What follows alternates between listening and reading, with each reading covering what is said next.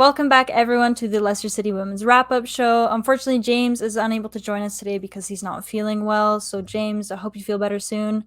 To everyone tuning in to this, thank you so much for watching. Make sure you drop a like, subscribe to the channel. Neil does so much hard work, James as well, everyone on the channel, so we appreciate it so much. We have a super special guest, as I feel like every episode I say we have a super special guest, but this community is just full of great people. So we've got Charlie joining us. How are you doing today, Charlie?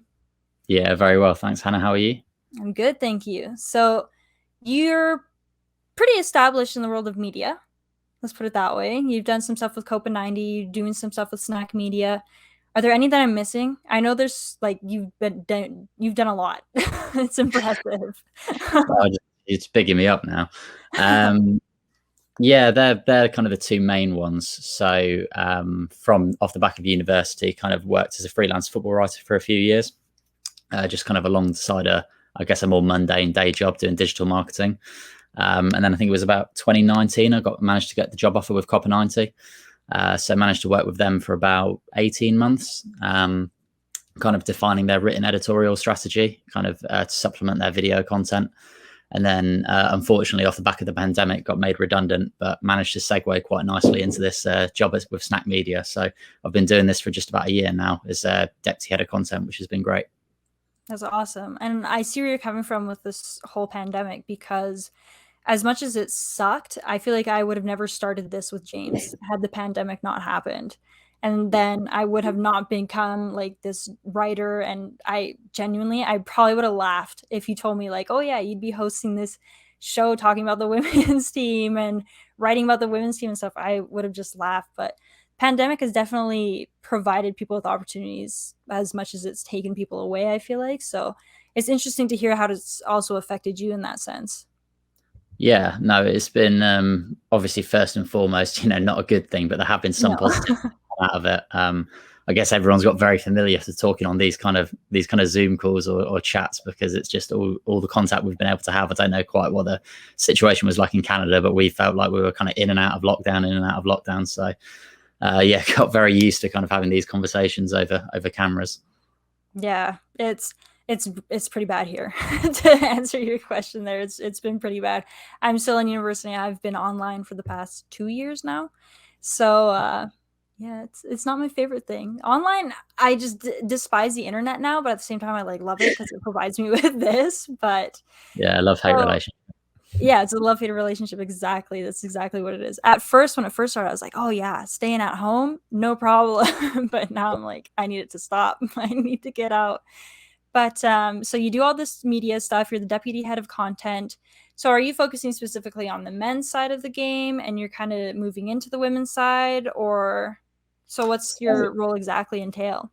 Yeah, so I guess I get to give a bit of an intro into who Snack Media are. They're one of the UK's largest sports publishers. So they've got a network of around 400 websites, of which they kind of own and operate editorially about 20 of them. So my kind of day-to-day job really is to help oversee that sort of network of websites and make sure everything's ticking over. The main one within that group being Give Me Sport. I think it's the largest kind of sports publisher on Facebook. It's got about 25 million sort of Facebook followers. So, and it gets around sort of 30 to 35 million page views a month. So it's quite a sizable website. As part of my role, kind of when I came in, was it sort of back end of last year, so kind of October time, one of the things that I really wanted to do was champion women's sport and give women's sport more of a platform, because I felt like it was very kind of underserved in the media as a whole. That media did sort of, when they acquired Give Me Sport, I think in kind of May 2020, and they did have a Give Me Sport women's section, but sadly that was kind of like put on hold while they kind of got to grips with the brand and kind of tried to stabilize it financially. Right. But since I've been into the business, one of the things that I've really wanted to do is kind of relaunch that and celebrate and shout about all the amazing stuff within the world of women's sports. So thankfully we managed to kind of put together a new editorial strategy, launch that in March 2021. So it's been going for about 7-8 months now, and it's been going from strength to strength. So that's been really good. We've got a kind of small team working on it. A woman called Nancy Gillen, who's the editor of Give Me Sport Women. So she does kind of a lot of the day-to-day editorial work, and I kind of just help oversee the process. So that's been great. I kind of laugh as you mentioned Nancy, because she's the one that asked me for my thoughts on like where I predict Leicester for one of her articles. And I'm pretty sure I said like, oh, like fifth or sixth. And I'm like, ooh. I think everyone was pretty ambitious at the start of the season. Yeah, I think we all were. I think we all kind of set them like really high, but we're definitely going to get into that. But it's amazing to hear that you have like put in this work to help make the women's sport grow, because we're seeing all this coverage with like BBC and Sky, and I think a lot of people are focusing on that, and they're just kind of pushing these other media outlets, like you said, like Give Me Sports, Snack Media, kind of to the side, if that makes sense. But you guys are also doing so much stuff, and I constantly see Give Me Sport Women things popping up, whether it's on Twitter or like Google. Like it seems to be everywhere now. So props to you for making that happen. That's amazing. I mean, it's certainly not all down to me. It's just, I've been very grateful to play a small role in it, but the team have done a phenomenal job. And there are some media outlets beyond kind of Sky and BBC that do a decent job. Like the Daily Telegraph have a fantastic women's sports section. I think the Athletic as well in the UK have really kind of given a lot of focus and attention to women's sport. But generally speaking, kind of more needs to be done, and it's across the board. It doesn't kind of get the love and attention it deserves. And I mean, I did my dissertation on women's football back when I was at university, kind of looking at barriers to participation and why there's not kind of a clear pathway as there is into the professional game like there is with the men's side of things. And kind of even learning when I was like 18, 19 about the bans that were in place, not being able to play football in the UK for 50 years. I was like, it's absolutely crazy. So it's almost like a moral obligation these days to really give it the platform and give it the service that it deserves, because it's far behind the men's game, but a lot of that is because of men. So yeah, exactly. And I've spoken with Heskey a few times. He's come on the show, and I've interviewed him for a piece. And when I wrote the article, he kind of mentioned how women are now having to play catch up. And people are out there bashing the quality so much, but it's because they're catching up because of that 50-year break that you said. They were banned for 50 years just out of nowhere, because they're women. They were just banned. And that's why we're just now seeing like the quality in television going up and in recognition going up. And of course, there's that argument of, well, no one watches it, so I'm not going to watch it. And it's that you ask that question, you're like, that doesn't make sense though. You say you want more people to watch it for you to watch it. Why don't you just like contribute in that sense? It takes like zero effort.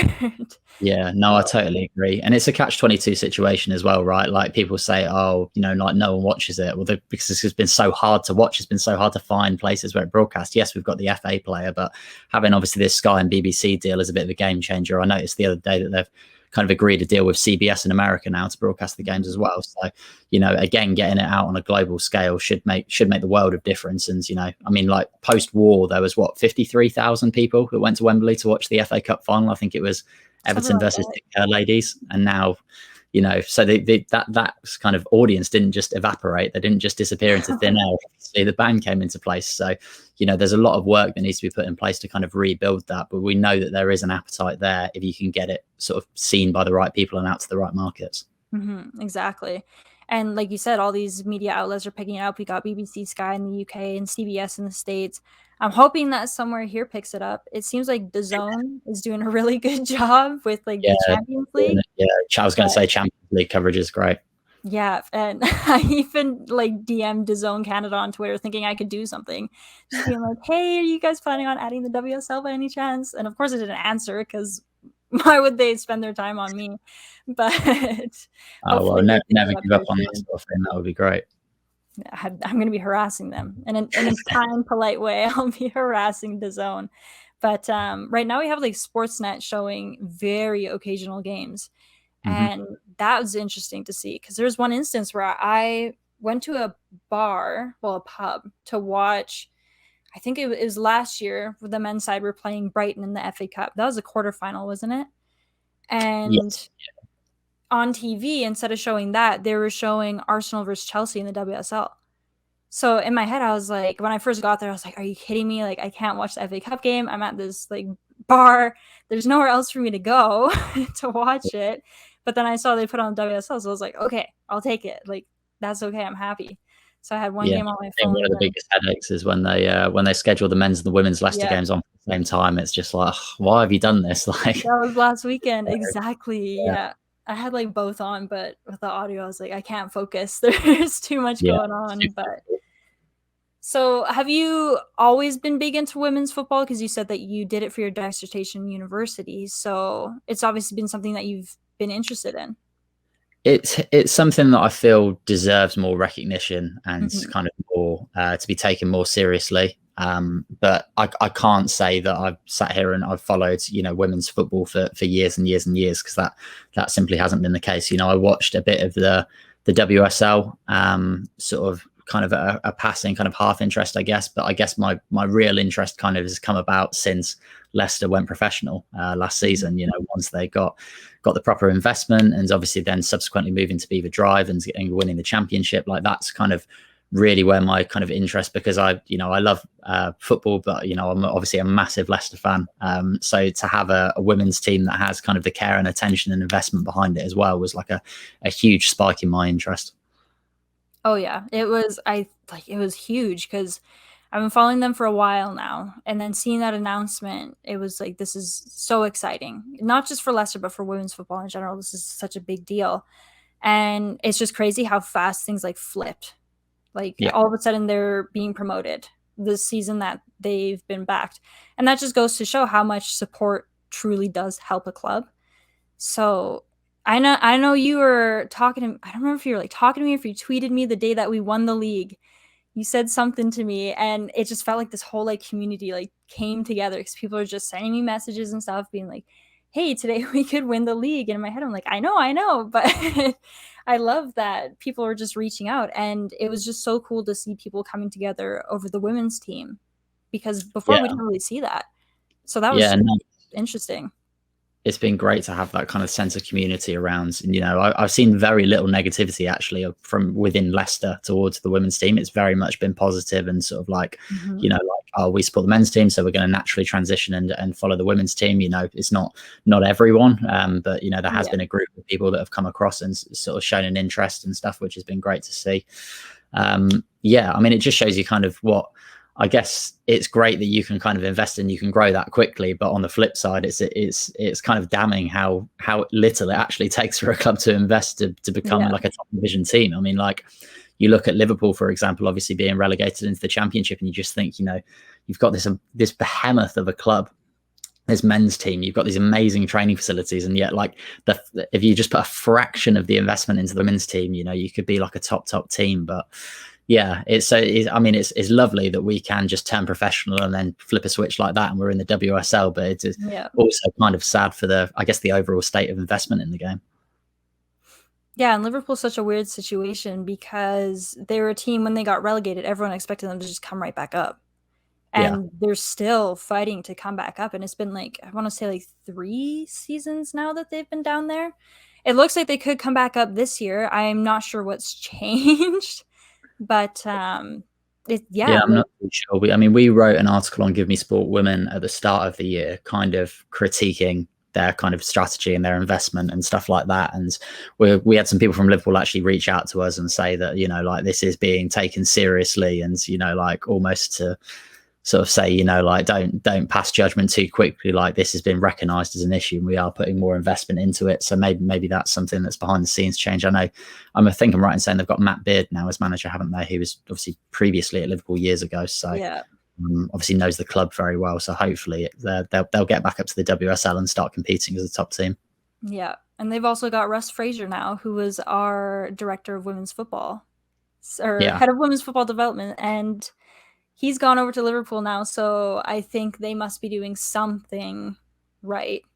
They must be developing in some way for him to go over there. But now we've got Emil in that role, so it yeah. it just weighs out.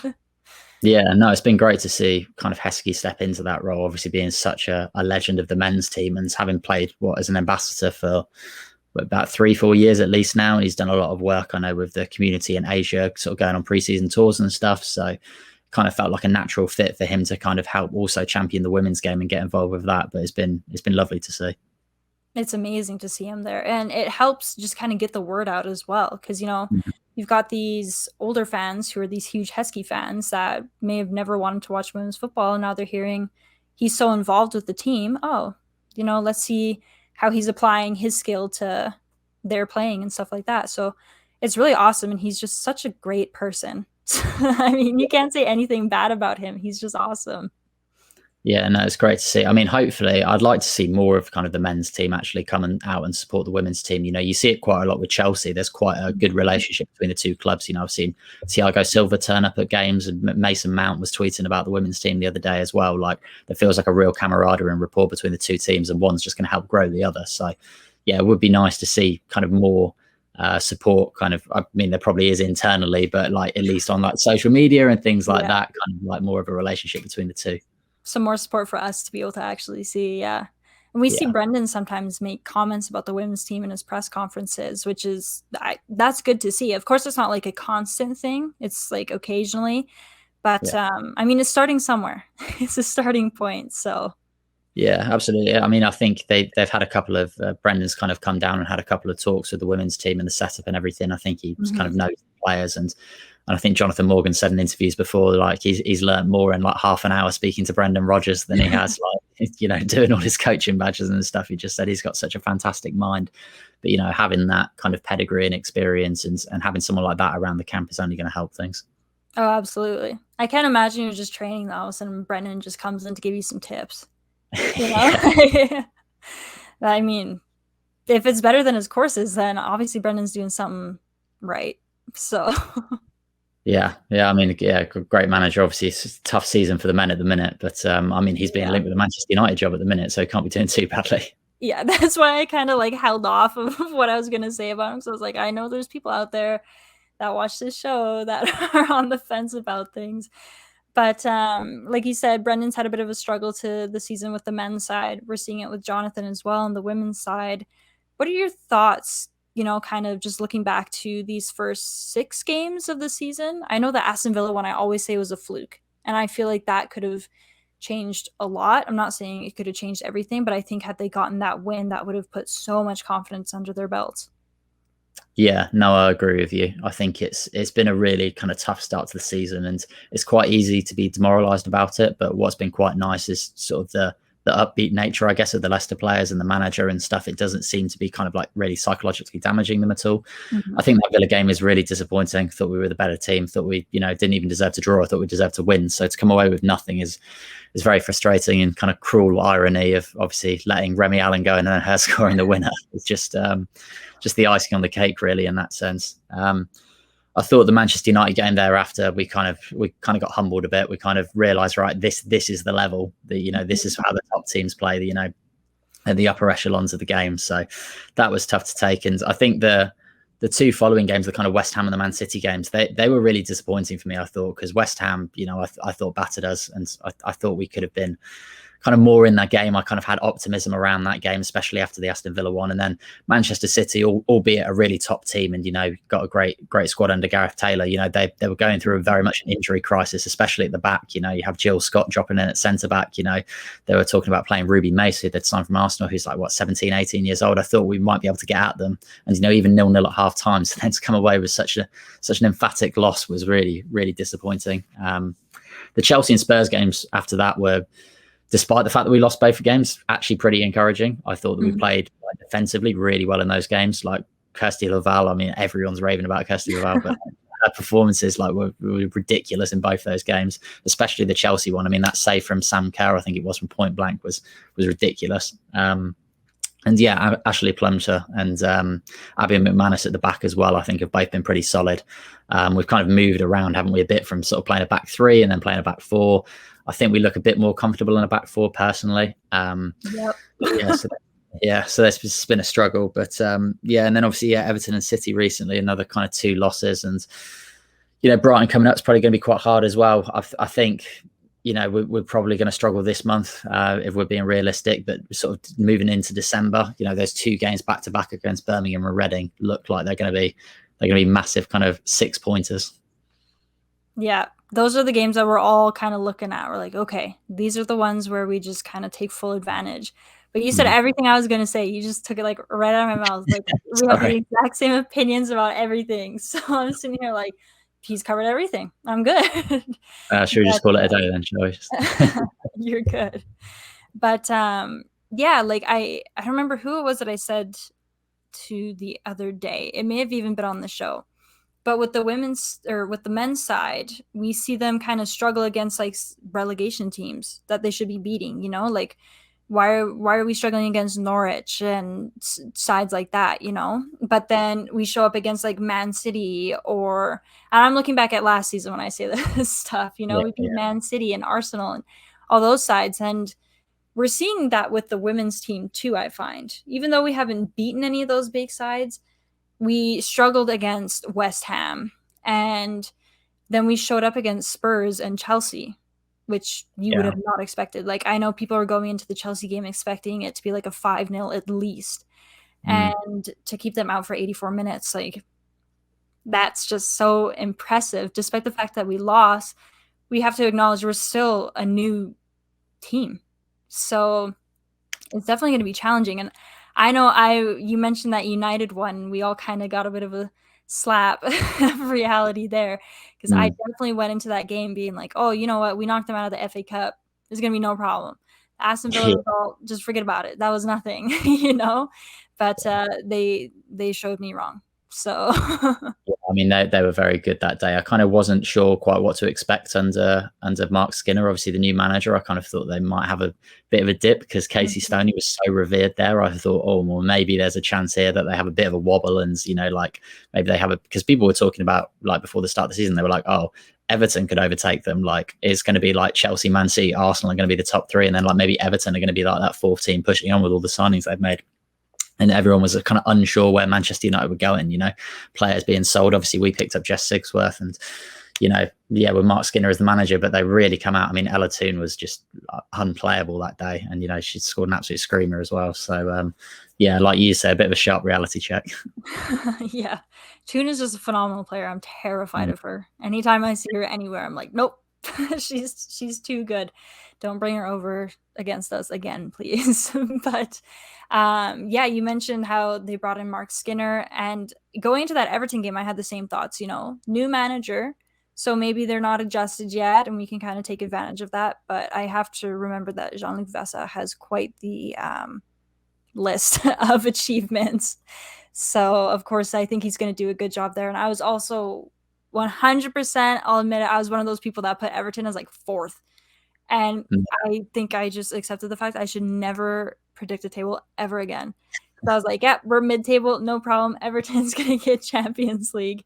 Now I'm sitting here, I'm like, oh my God, take me off this platform. I should not have one.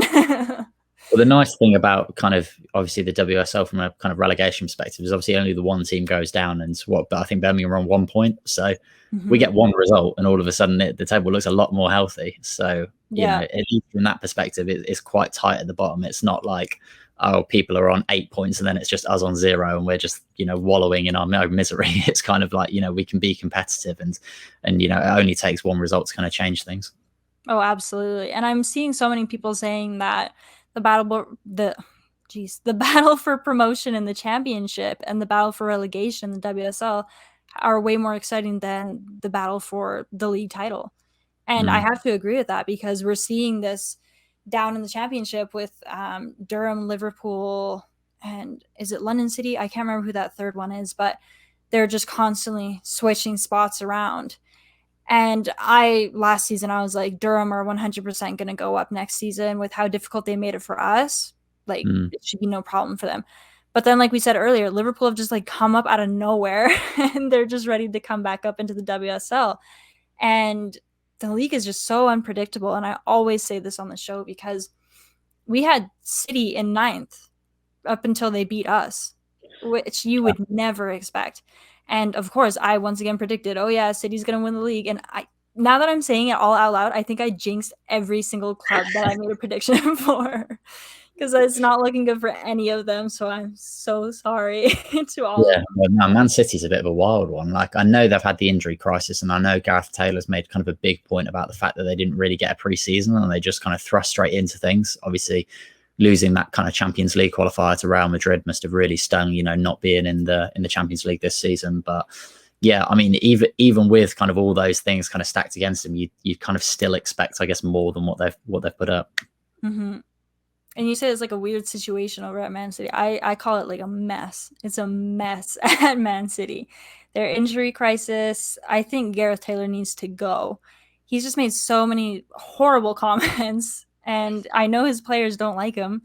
So I know there's some that are looking at even leaving. I know Janine Becky's contract is up, and she made a comment recently about like kind of keeping her options open. That's not what you want to see. So apparently they're looking at bringing in this blanking on his name, but he was with Barcelona. So Oh, really? Oh, right. What, the guy that delivered the treble? I don't remember. I can't remember Yeah. who it was, No, it but makes sense. I mean, yeah, it does feel. I mean, I haven't watched a great deal of them, but I mean, from what I've seen, kind of Lauren Hemp and Bunny Shaw are kind of just like bailing them out at the top end of the pitch, you know, with just like individual brilliance.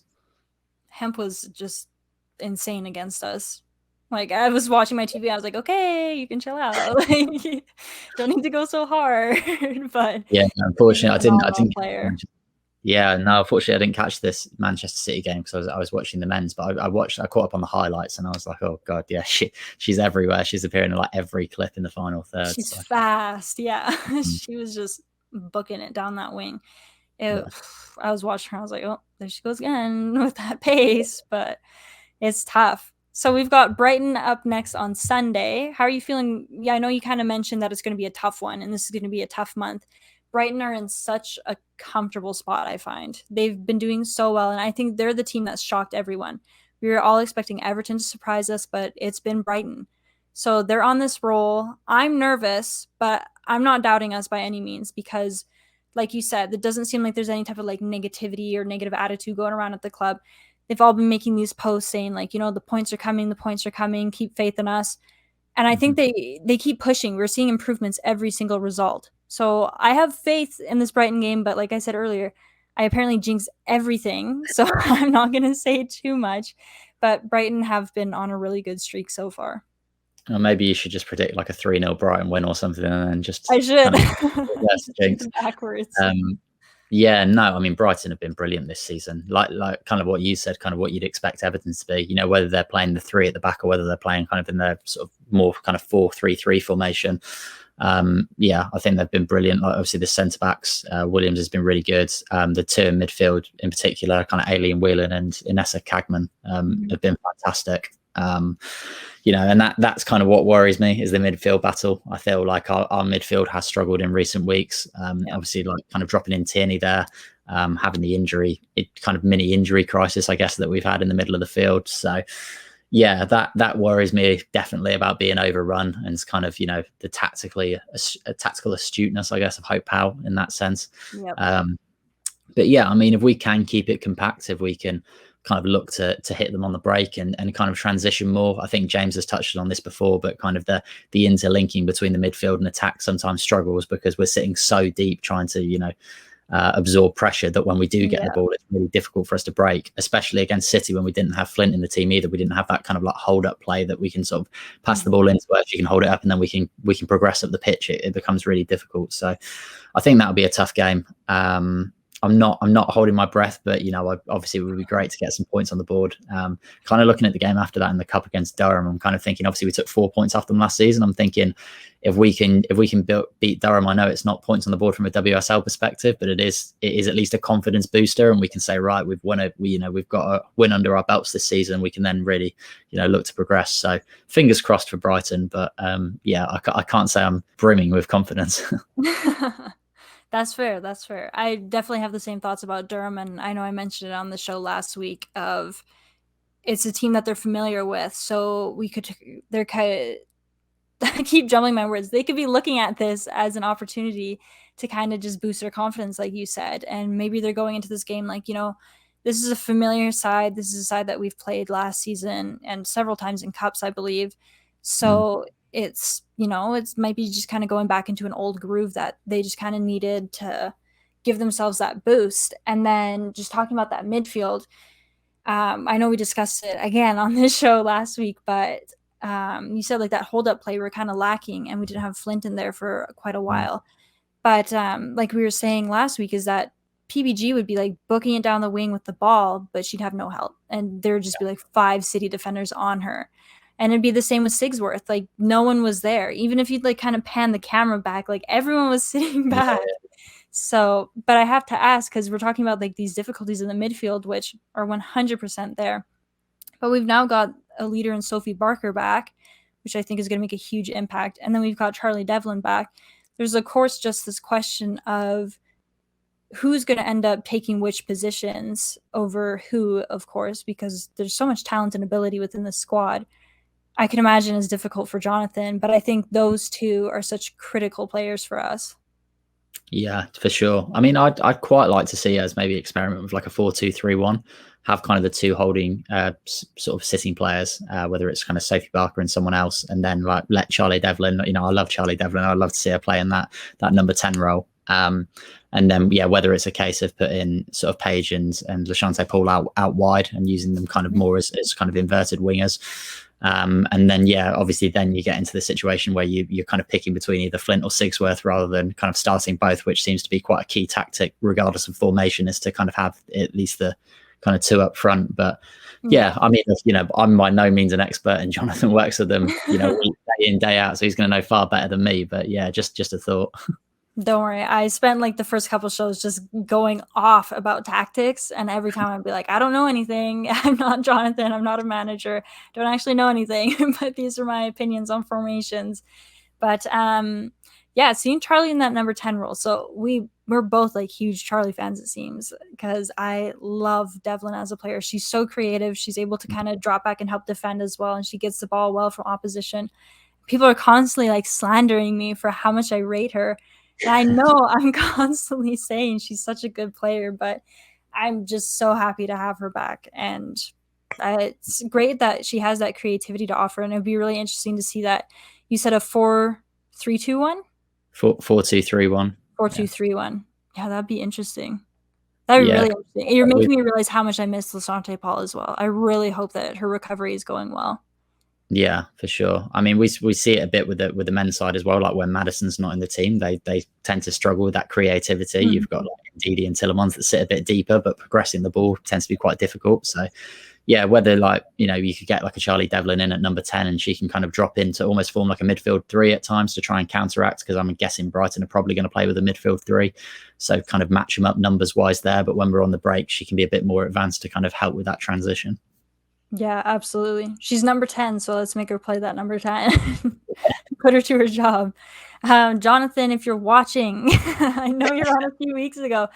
Charlie just gave some tips, and he wants to see a 4-2-3-1. I think it'd be interesting to see, but I feel like it's a real shame. Yeah, I think at the minute, obviously, without Lashante Paul, like you say, and the devastating news of Hannah Kane as well, who can obviously kind of play in a wide role. That's really difficult because maybe the personnel is quite difficult to kind of fit into that formation. But we'll have to wait and see.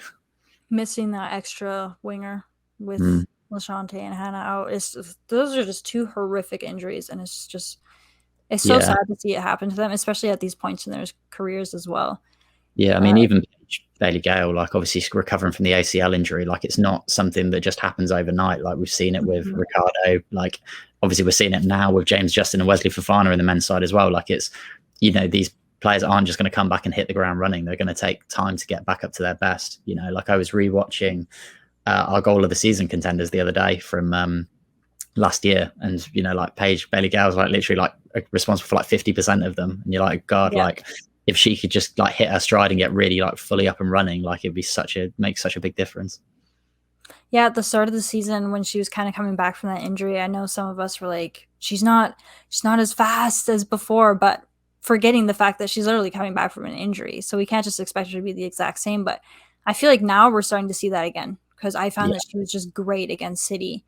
And so it'll be interesting to see what she does against Brighton and, of course, Durham. And I really think that they might just go all out against Durham, but I could be completely wrong. Like I said, you can't seem to predict anything, but it's going to be fun to watch.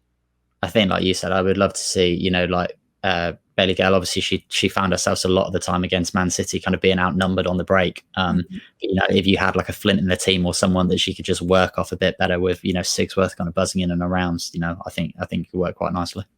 Yeah. And I find that when we play Flint and Sigsworth, I find that Sigsworth is more up top and Flint is farther back. Whereas last season, I felt like we were constantly seeing Flint making some crazy runs and just making it through opposition or just being there for a pass. So I'm wondering what it'd be like if you switch those two around. And I could be completely wrong in this in saying that, one seems higher up than the other, but that's just kind of what I've seen because Flint seems to hold the ball a lot for Sigsworth. And she's phenomenal at doing it. She's great at just kind of creating time to be able to let everyone kind of open up and create opportunities. But I'm curious as to see what it would be like because we know that Flint also has that foot. She's got those 2 feet. She can use them both, no problem. So I'm wondering if that's another thing that could be interesting. Yeah, I mean, I kind of saw Sigsworth. I kind of anticipated her, like you're saying, kind of playing off Flint and playing more like the kind of centre forward role, with Flint being an out and out striker and doing a lot of the running, a lot of the pressing, kind of in behind and helping to win the ball back and turn it over high up the pitch. But yeah, I'm not too sure. It will be interesting, and I mean, I think the Brighton game will be interesting as well, especially if they play I don't know. I mean, Brighton played a back three, I think 3-5-2 against Everton. Which is kind of similar to, I think Chelsea were more like 3-4-3 when we played them, with the two kind of attacking midfielders behind. I think it was Bethany England and then Sam Kerr came on later. But we really struggle with their wing backs. Like, they pushed super high. Like, obviously you'll be really familiar with Jess Fleming from, Canadian connections. But of course. She absolutely killed us down that right hand side. So I couldn't even be mad because she's Canadian. So I was like, I'll allow it. So yeah, it'd be interesting to see whether kind of Hope Powell looks at that and says, right, we're going to play the back three and we're just going to let the wing backs really push forwards. Because I know, like in that Manchester City game as well, like Jonathan Morgan, one of the things that he highlighted was just we were letting way too many crosses into the box. Like, they were just getting down the sides time and time again and just putting balls across. So, if they identify that, and they've seen that in the Chelsea game as well, and they just think, right, if we can just get down the sides here with the wing backs, or even in a 4-3-3 and just like let the two sort of wide forwards drift further apart and get in, it could cause us some issues. Yeah, it's definitely those it's along the sides that we're just really getting exposed. And like you said, all those crosses being whipped in, but I feel like if we didn't have Ash, Abby, and Kirsty, then like I said, I mean, they're my 3 best players, which absolutely. is consider we've conceded the most goals. I mean, what is it, like 2.8 goals on average per game, which is the most in the division, and Kirsty's made about 5 saves a game, which is the most in the division on average. So it just shows you, like, we're getting peppered left, right, and centre. Yeah, but Kirsty's there just kind of like keeping it all out. And I know earlier in the show you said everyone's talking about Kirsty right now, but you can't help but to talk about her because she's just been so good. And like I said on the show last week, because I wrote a piece about her recently and I took a deep dive into her stats, and we've conceded 17 goals, sure, but Kirsty has made 35 saves in 6 games. And those are like shots on her, not just like kind of, picking it up from inside the box. That's her just getting like pelted at. Yeah. So, no, I read your piece on her Football Hub. I thought it was great. Really, really insightful. Thank you. She just deserves all the praise she can get at the minute. Like, did wonder, obviously, because we brought in a goalkeeper and she wasn't the number one, like what the kind of thinking was behind that, like, for moving into this season. But she's very much established herself as the first choice keeper, and arguably been one of the best keepers, if not the best keeper in the WSL this season. So yeah, absolutely, she's definitely making her way up there among the best. And it's funny, I had like so many people commenting on that piece, just Everton fans though, saying, we want her back, we miss her, we should never let her go. And I'm like, now you're here. No, you're not. Don't. Just stay back. But it's been crazy seeing all the praise that she's been getting, and it's so great. And I know someone said to me when we signed her, they're like, you guys just automatically signed the best keeper in the championship. I'm like, hands down, she's the best keeper. And then now we're back up in the WSL, and she's made this huge adjustment. She's played in the WSL before, yes, but completely different situation, completely different scenarios, completely different team. And the fact that she's just been able to adjust like this, like you said, she deserves all the praise in the world. It's insane how she's doing. I could never do it. Obviously, I'm not a goalkeeper, but even if I were, I don't think I'd be able to do it. Yeah. She's just so talented. I hated going in goal at school. Just hated getting the ball back to me. I'd much rather play outfield. So like, fair play to any goalkeeper, let alone one that's making worldy saves week in, week out. Exactly. Even the save with her face, that looked like it hurt. Yeah. When she made that save, I thought she was like crying because she was so happy she saved it, but I realized she was like hit in the face. And that's why her face was on the ground. But that was Yeah. just such a good save, and she's just What, so talented. all worth it for the highlight reel. Exactly, yeah. And it's great seeing her name out there across opposition fans too. But we could go on for like ever about Kirsty or about the women's team because there's so much to talk about. But we're gonna kind of wrap things up because I know you probably have other stuff to do. But we always finish the show with our guests. We ask them for a playlist song to add to our playlist. So I think Heskey nominated, I think it was Summer of '69. I could be wrong. Maybe it was someone else that did that. I can't remember now. But I think Emma nominated, like Emma Sanders, I think she nominated I think it was a Justin Bieber song. Or no, it was Drake. It was Drake. Yeah, nice. I'm mixing my Canadians up. I'm so sorry. So there's a few good ones out there. So you get to nominate yours now. I think I'm going to go. I would have gone with a Leicester band and Kasabian, but I think I'm going to go with Mardy Bum by the Arctic Monkeys. I've always loved the Arctic Monkeys. Like, grew up with them as a teenager, and that when that first album came out, it was just amazing. And Mardy's such a kind of word that's used in the Leicester dictionary. You know, you hear it everywhere across the city. So yeah, Mardy Bum by the Arctic Monkeys. Have you ever seen them live? Yes, yeah. I went to see them in Finsbury Park when they were touring their AM album. Want to say about 5-6 years ago now. Yeah, which was just absolutely amazing. Saw Kasabian in the King Power after we won the Premier League as well, which was just absolutely insane. That would have been an experience. Yeah, it was just amazing. Like, I mean, even obviously being in the ground when Bocelli was singing to win the league as well, like, because there wasn't a dry eye in the house. It was just like one of those moments that you're just going to stay with forever. Yeah, absolutely, 100%. I would have been like bawling if I was there. It wouldn't even be like a tear in my eye. I'd be like done. You're gonna hate me for saying this though, because I was at a music festival. Oh my god, it was years ago now, and Arctic Monkeys were the headliners. I left as soon as they came on because I was like, nope. Yeah, I couldn't feel it. I was like, I went for Foster the People and Cage the Elephant mostly. So once they were done and Arctic Monkeys came on, I was like, no. God. I know. I'm always disappointing people on here. Well, thanks so much for taking the time to come on. It was really great catching up with you. You have such a great insight on the women's team, as well as just hearing about the stuff that you're doing with Snack Media to kind of help grow the women's game. It's just really amazing. So thank you so much. If there's anything you want to plug, you're more than welcome to. No, I mean, thanks for having me on. Absolute pleasure. I guess first and foremost, I'd encourage people to check out Give Me Sport Women. You can find us on Instagram, Facebook, and Twitter. There's a lot of great stuff being published daily on there. If you care to follow my vague Leicester ramblings on both men's and women's football, as Twitter's probably the best place for that, you can get me at CharlieJC93. Awesome. Thank you so much, Charlie. I just got to do a couple of plugs here. So Leicester City Women's Supporters Club, we have so many fun events planned this year, so make sure you join us. And we have a section in the King Power as well if you're wanting to sit with some of us. Obviously not me, but you can join James and Joe and everyone else from the team.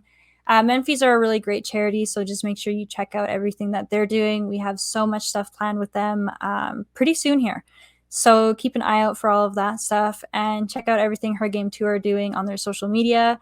And yes, thank you again, Charlie, and get well soon, James. Hopefully you're back in time for Sunday, if not Wednesday. And yeah, thank you so much to everyone who's taken the time to watch. Yeah, get well soon, James. Thanks, Hannah.